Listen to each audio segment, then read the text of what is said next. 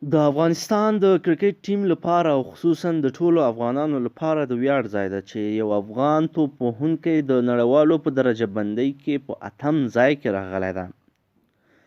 دا لوبغاړی څوک ده؟ راځئ چې در وپېژنو. له دې څخه مخکې چې لوبغاړی در وپېژنو، ملګرو زموږ چینل در سره حتما سبسکرایب کړئ او خوا کې ورسره د بیل نشان ووهئ، تر څو همدارنګه د کرکټ له هرې تازه او نوې پیښې څخه خبر شئ. د کرکټ نړیوالې شورا د نړیوال جام د لومړي پړاو له پای څخه وروسته په یو ورځنیو لوبو کې د لوبغاړو نوې درجه بندي خپره کړه. په دې درجه بندۍ کې 8 افغان توپ وهونکي هم راغلي دي.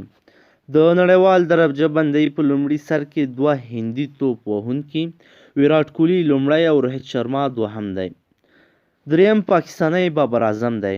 د روهیت شرما او ویراټ کوهلي ترمنځ یوازې 6 نمرې توپیر ده. که روهیت په نیمه پایلوبه کې د نیوزیلند خلاف ښه لوبه وکړي او سلیزه ووهي، ویراټ کوهلي ته لا ورنږدې کیدای شي. که هندۍ لوبډله نیوزیلند په لومړۍ نیمه پایلوبه کې مات کړي او پایلوبه کې روهیت شرما یو ځل بیا ښه لوبه وکړي، نو لرې نه ده چې ویراټ کوهلي به په درجه بندي کې 2م مقام ته راوغورځوي. روهیت شرما سره په روان نړیوال جام کې 5 سترو سلیزو پوره مرسته وکړه چې د نوملړ 2م ځای ته یې ورسوي. پاکستانی بابر اعظم چې نړیوال جام کې ښه وځلید، نو درجه بندي کې 3م ځای ته راغی. نیوزیلند راس ټیلر او انګلستانی جو روټ یې شاته کړي دي.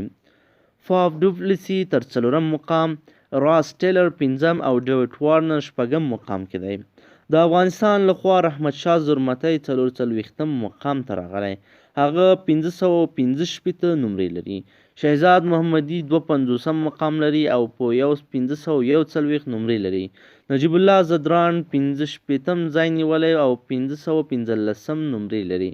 حشمت الله شهیدي 69م ځای نیولی او 504 نمرې لري. محمد نبی ساخیل چې مخکې د 40 په خانه کې و، اوس 69م مقام ته رسیدلی او 504 نمرې لري. اصغر افغان 82م مقام ته راغلی، نمرې بیا 470 دي. راشد خان 419 نمرې لري او 79 مقام یې اخیستی او ګلبدین نایب بیا 99م مقام ته راغلی دی. د 8 هغه افغان توپ وهونکي دي چې د یو ورځنیو لوبو په درجه بندۍ کې وړاندې او وروسته شوي دي. نجیب الله زدران چې نړیوال جام کې نسبتا نور افغان لوبغاړو ته ښه و، مخکې راغلی ده.